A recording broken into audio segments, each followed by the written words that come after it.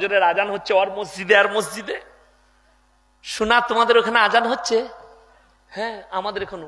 এরপর নামাজ পড়বো, তখন ওকে বলছে প্রেমিকা, এরপর ফোনটা রাখছি, নামাজ পড়ে নাও, আমিও নামাজ পড়ি। ঠিক আছে রাখছি, একটা দিবে না? ও গল্প। তুমি কি খাও?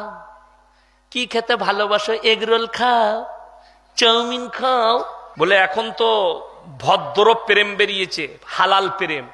প্রেম আবার কবে হালাল হলো? প্রেম জায়েজ না না জায়েজ?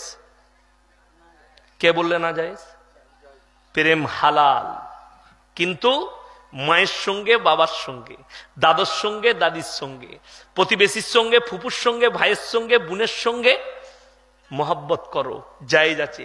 কিন্তু আমাদের যুবকরা যেটা চাইছে, গাছতলায় hello I love you come here, উটি হারাম। হালাল প্রেম কি? ও প্রেমিকও নামাজি আর প্রেমিকাও নামাজি, দুজনাই নামাজ পড়ে কিন্তু প্রেম করে, সারা রাত গল্প করছে। কি বুঝলেন? দিয়ে যখন ফজরের আজান হচ্ছে ওর মসজিদে আর মসজিদে। শোনা তোমাদের ওখানে আজান হচ্ছে? হ্যাঁ আমাদের এখনো। এরপর নামাজ পড়বো, তখন ওকে বলছে প্রেমিকা, এরপর ফোনটা রাখছি, নামাজ পড়ে নাও, আমিও নামাজ পড়ি। ঠিক আছে রাখছি, একটা দিবে না? হ্যাঁ, এরা হারাম করার নাম দিয়েছে হালাল প্রেম। এই প্রেমগুলো হালাল লয়, হারাম।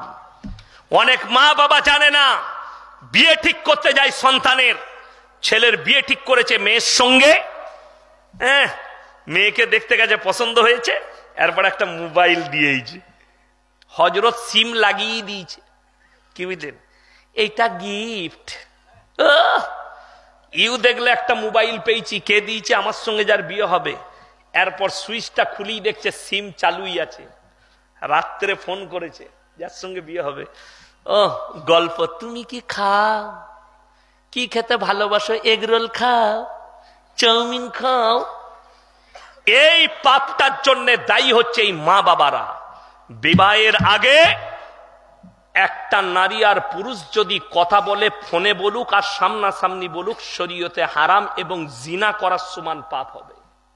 লিখে নিয়ে যান। এই বাংলাদেশের কটা হারামখোর বক্তা বেরিয়েছে, কোথা থেকে যে কথাগুলো পায় তা আল্লাহ ছাড়া কেউ জানে না। হাদিসও নয়, কোরআনও নয়। কি বলছে? যদি তোমার কোনো মেয়েকে পছন্দ হয় তাকে পাপস করে ফেলো। হারামখোর তোকে আগে মারবে ফেরেশতারা কবরে, তোর এই পোপোস বার করবে। বেঈমান কাফেররা আপনার উপরে চক্র চালিয়েছে, আর এই ধরনের হুজুরগুলো আর আলেমগুলো ধরা পড়বে কিয়ামতের দিনে।